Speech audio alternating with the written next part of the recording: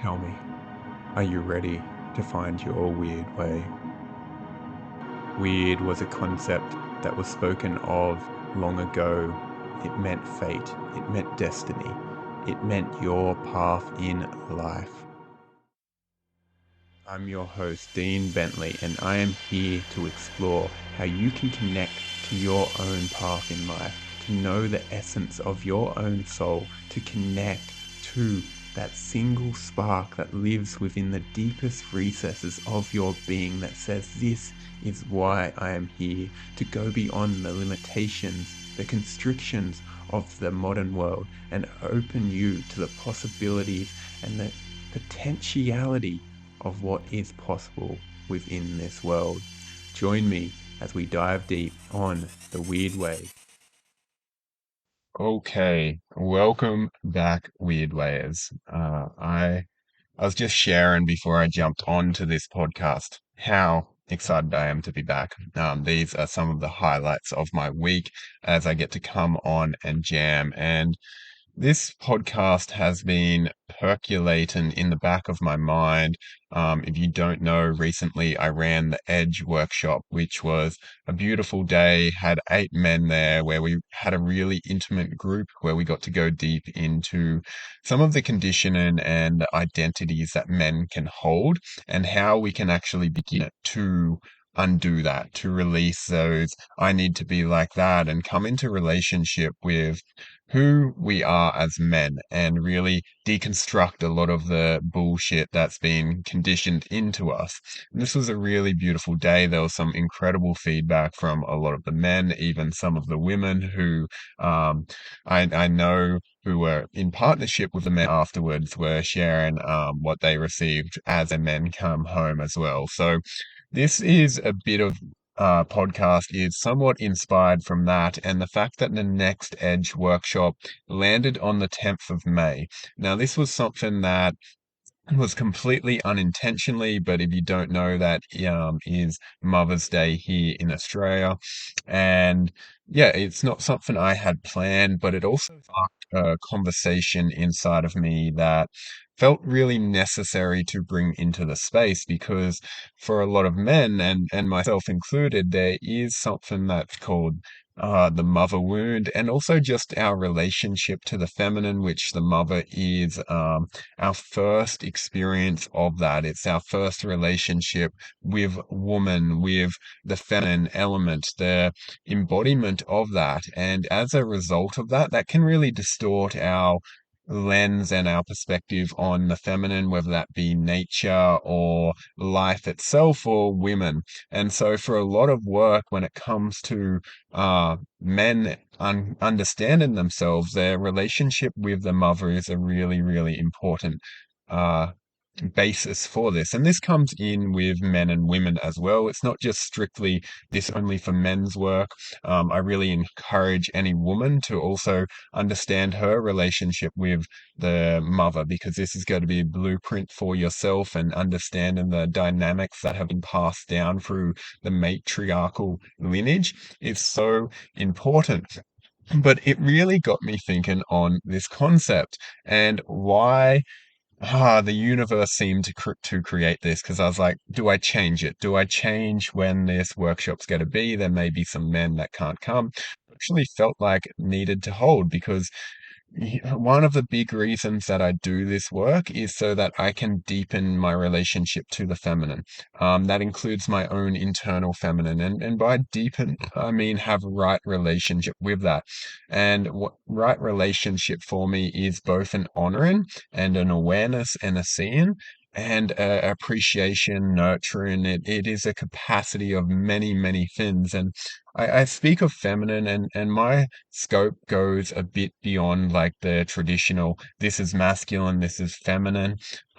Sometimes that language can feel a bit distorted because then men can start to feel like I need to be like this, and women are like I need to be like this. There's an acknowledgement that we really dance between all of it. We have a masculine and feminine element. Men have a feminine element. Women have a masculine element, and we play in all of it. We have the awareness and we have the life force. We have the Shiva, the Shakti, the Yin, the Yang, the Alpha, the Omega, all of it. So I just want to frame that all in case you get stuck in this lens that this is a men's fin, this is a women's fin. It's all relational. And I feel that even though some of this podcast may be dominated or focused towards men, because of that's the work that is most primary in my field right now, that when we can understand and appreciate each other on a deeper level, we can create more openness and more beauty and more love and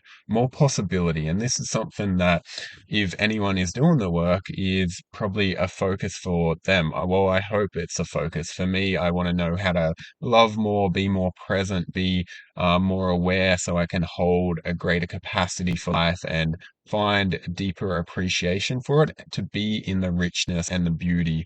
And that's something that I really encourage. Leading into this workshop, it was like, oh, what is alive here? And this is how I work in any of the spaces I go into. Just a note, if like you ever work in any of my spaces, there's not a strict, rigid way we do it. It's not like this is the way, this is the only way. It's like, no, there's a level of attunement of, okay, what is being asked this moment? And this is what I share with my one-on-one clients, is that when we work together, there's this beautiful dance of noticing what's alive in your world, because life is continuously revealing to us what we need to see in the present moment, and also seeing how that correlates to, the past and the future, and how we can weave that through the present moment and unpack that in a deeper level. So I was bringing this level of awareness to the next workshop, where we are really going to be it's Mother's Day. So it felt like a beautiful opportunity to explore, okay, what is the mother wound and what does that look like, to explore that in real time with other men. And some of the work that I'm going to be exploring right now and diving into stems from a beautiful book I read a long time ago called Into the Heart of the Feminine. It's a Jungian psychology approach of the myth of Medusa, which the podcast, The Seduction of Darkness and the Fall of the Masculine, was somewhat tapping into this. I believe I mentioned it in there. So there's some context from that podcast episode. If you want to go back and listen to that, there's probably going to be some correlations and some similar themes that relate to that, because often, and this is a trend I've been noticing for a lot of men, is their projection or their belief of the feminine.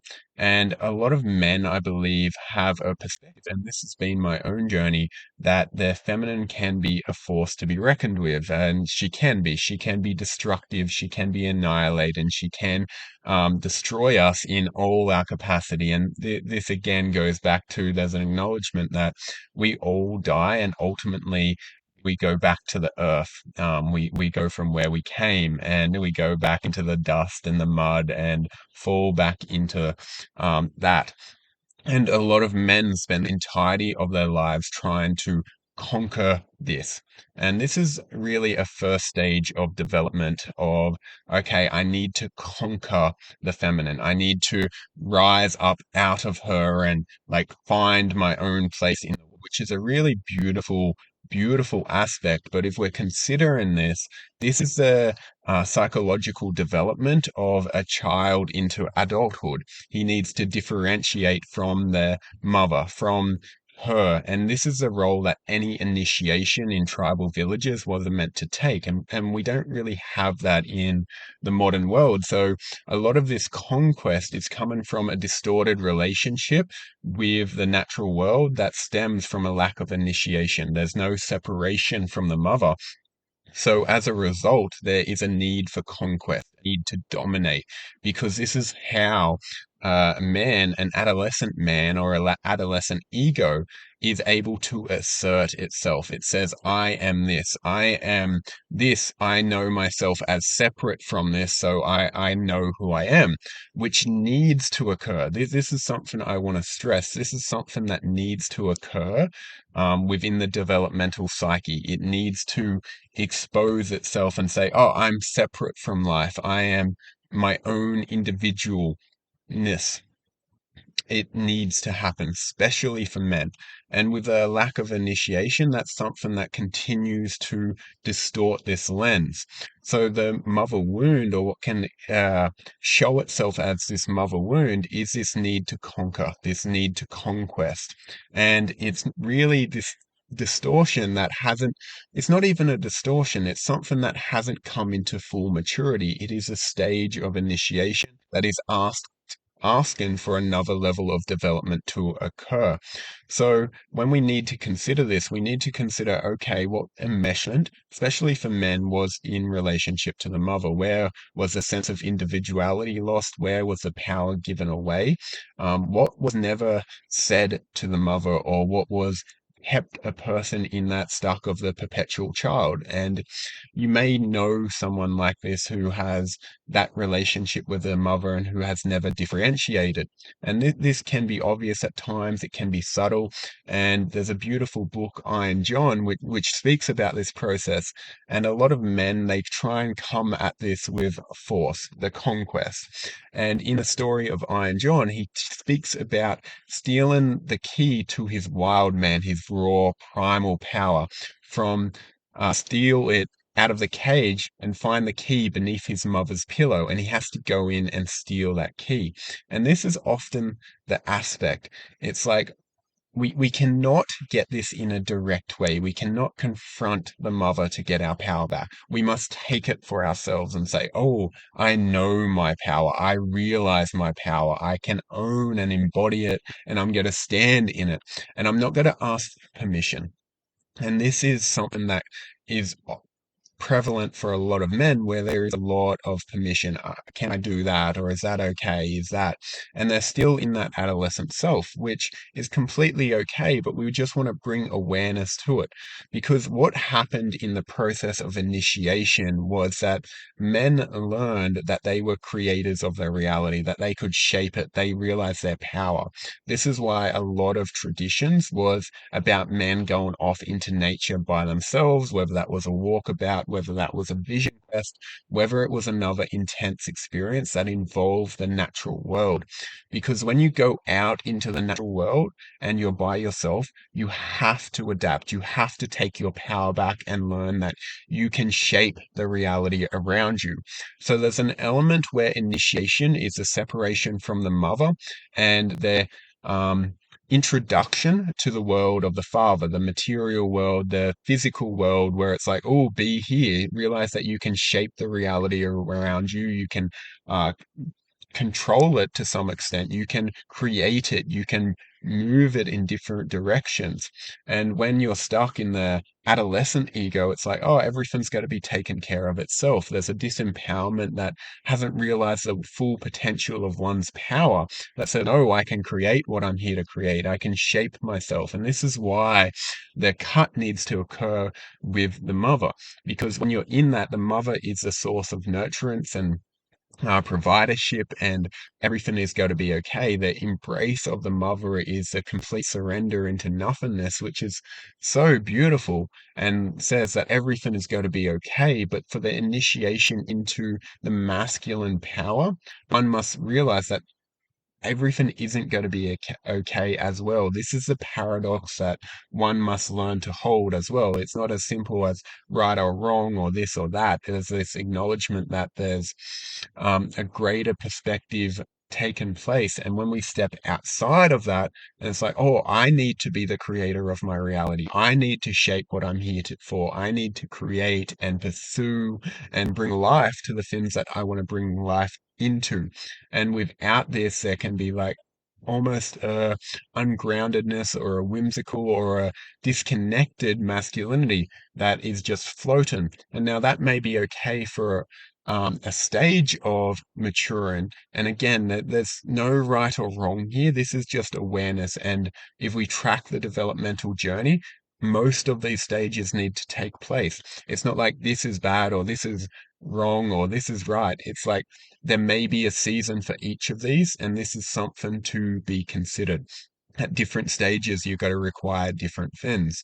And so, as you're maturing into the world of the Father, it asks you, okay, what are you here to shape? What are you here to create? How can you put your energy into that to create that? And that's why in the natural world, if you were hunting food, you realized your power. If you had to build your shelter, you were building, you were creating. And at the moment, there is a big disconnect between men's power and their ability to create. A lot of men don't realize that they are creators of their reality, that they are shaping it, that they are moving towards whatever it is they say they want or what their unconscious is saying they want. And there's a big element where the land of the mother is a world of the unconscious where things take care of themselves and you don't have to deal with that. You can stay unpresent, you can stay disconnected because everything's got to be okay. It's a world of the unconscious. And this is why the myth of Medusa is so powerful, because what it speaks to is the slaying or the assertion of oneself in the unconscious, the bringing of awareness into it that says, I will stand for something. I will bring consciousness into the unconscious so I can create, so I can bring something in. And this is a hero archetype coming online. And this is one of the first steps of initiating into manhood. There is a stage beyond this, but it's an important stage that cannot be skipped. And this is something that can happen in a lot of spiritual scenes where there's a lot of awareness and a lot of people are continuing to explore every dynamic of themselves and every unconscious pattern and behavior, which is beautiful. And I encourage that work.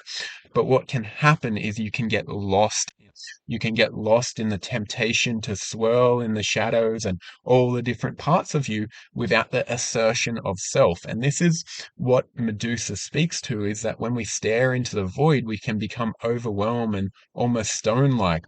And I would say air-like in the disconnect of, oh, I am everything and I am one and there is no sense of self. It's like, no, you see yourself in such a way where you can assert who you are. It was Jung who said you spend the first half of your life developing yourself and the second half letting go. And a lot of people are trying to skip this first stage where it's like, no, I am someone, I stand for something, I'm passionate, this is what I believe, because we all want to, well, for a lot of people, they would be all so understanding and open. And it's like, yes, do that. And also have a belief, have an opinion, and stand in that and be willing to be wrong, because this is how you test and fine tune. When you don't have that, it's a bit flimsical and it's not solid. There's nothing to lean up against, and it can be a little bit, where is the boundary? Where is the barrier? And we need this to actually stand strong in ourselves and continue to cultivate that. And this is what the role of the initiation is. And this is why we must, in a sense, disconnect from the mother. This was the purpose of the initiation. So when we're looking at the mother wound and what that is, we're looking at tracking, okay, what is continuing that role? What dynamics has not been shifted? What has not changed? What roles have not been let go of so that you can step into the fullness of yourself? And what conversations may be needed to have? What boundaries presented?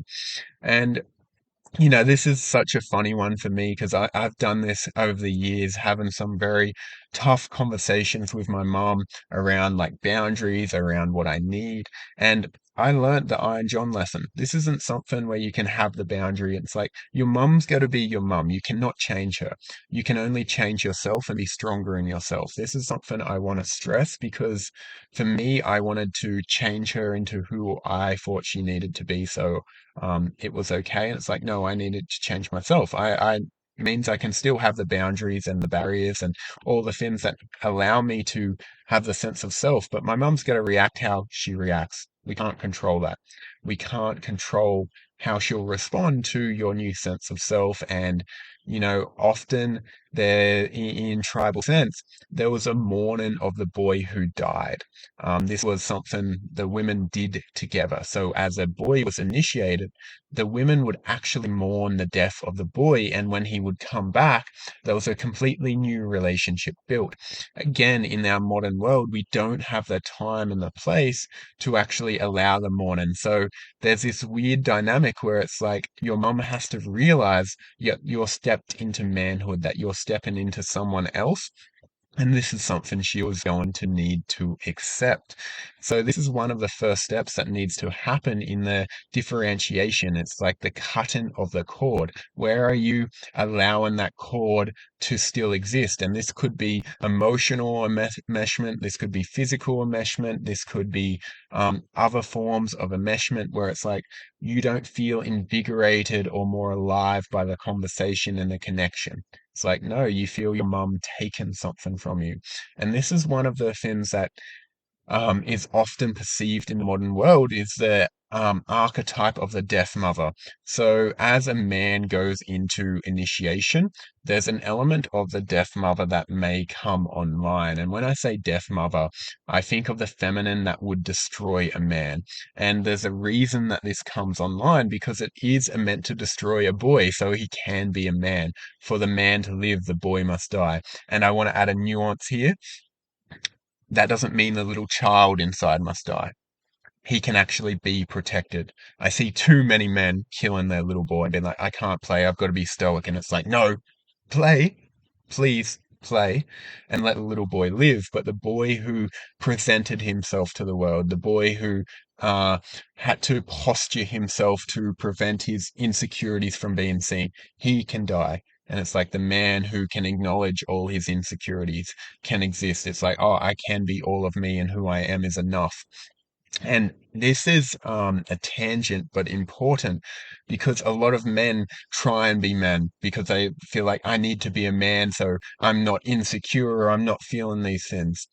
And that isn't true masculinity. That is posturing. That is trying to be something you're not.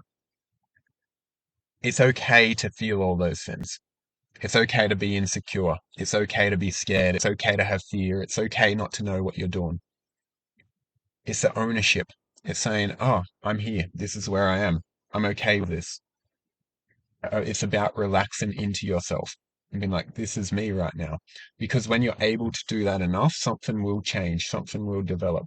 When you're trying to prove, you're trying to be someone, and it's like, oh, it's kind of boring, for one, and it's disconnecting from yourself and from the people around you when you can actually let people into where you are. There's a power to that when I can say, oh, I'm feeling insecure, rather than being like, I'm going to try and, pump up my chest and be strong and be powerful. It's like, oh, can I soften into that and naturally rise? Because that's what's going to change. And when we accept where we are, naturally change occurs. We don't need to force it. We don't need to try a different way. It's just like, no, this is okay to be where you are, and it's okay to just be, all right? And this is one of the things that a lot of men need to learn. This is part of the initiation. It's like you can't change or manipulate how you're feeling. Acceptance is the key. It's like, oh, I'm this. This is what is happening. Okay, how can I respond? How can I redirect? How can I move forward? How can I stay connected to myself in this process? Because a lot of the rules and conditions actually come from a disconnected place. It comes from, for a lot of men trying to be a man the mum wanted them to be, or being the opposite of that. So this is a thing that occurs is where you will either conform or rebel against expectations of those that came before you. And this is still the adolescence. It's a teenager who's like, fuck you, I don't want this. I'm going to be like this. Or it's like, oh, that's how I get love and validation. I'm going to be exactly like that. And that's completely okay. And it's this awareness of, are you actively rebelling or rejecting or conforming to what your parents expected from you?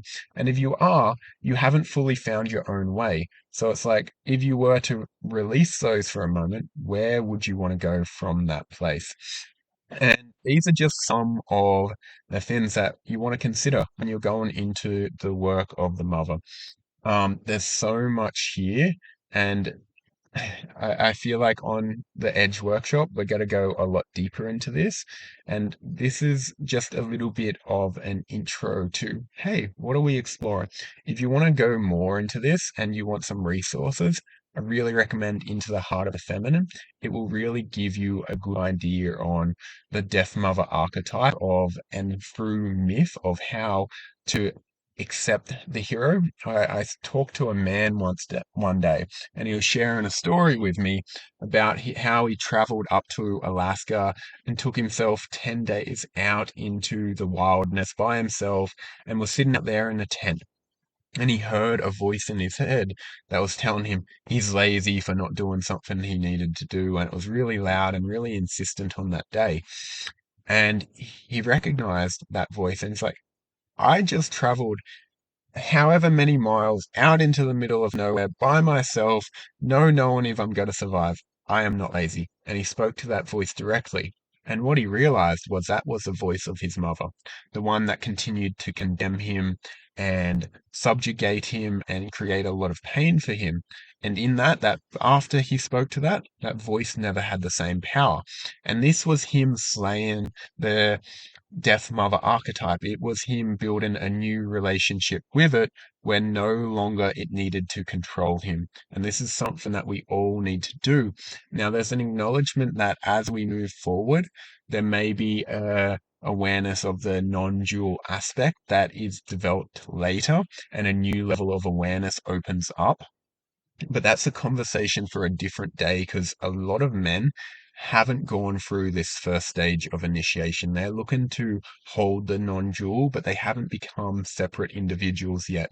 And until that takes place, they're not going to be able to fully hold that because they don't know who they are outside of all the enmeshment and all the separation of life outside of themselves. And until this takes place, they're going to stay stuck and limited. So if you're listening to this and you want to dive deeper, come to the Edge workshop. We're going to be going into this for a bit of a Mother's Day appreciation. I say a Mother's Day appreciation because, yes, some of this is separation from the mother. And why this work is important in that is that it actually allows a true appreciation for the feminine and the mother and life to actually unfold. When we're stuck in the adolescent state, there's a part of us that actually wants to come online. It's like, oh, I'm ready to be a man. And if we don't allow that, we can get stuck in a state of perpetual resentment that is just resentful towards, our parents, our mother, and it doesn't allow the fullness of love. And so we can actually move beyond this. You can have a true and deeper appreciation for the feminine, for your mother, and actually love in a deeper way, whether that's in your relationship, whether that's with your children, whether that's just with the world around you. But first, you must go through this first stage that allows you to deepen into life so you can create what you're here to create. So, Wyrd Ways, let me know what landed. Again, thank you all for listening to the podcast. That is me out.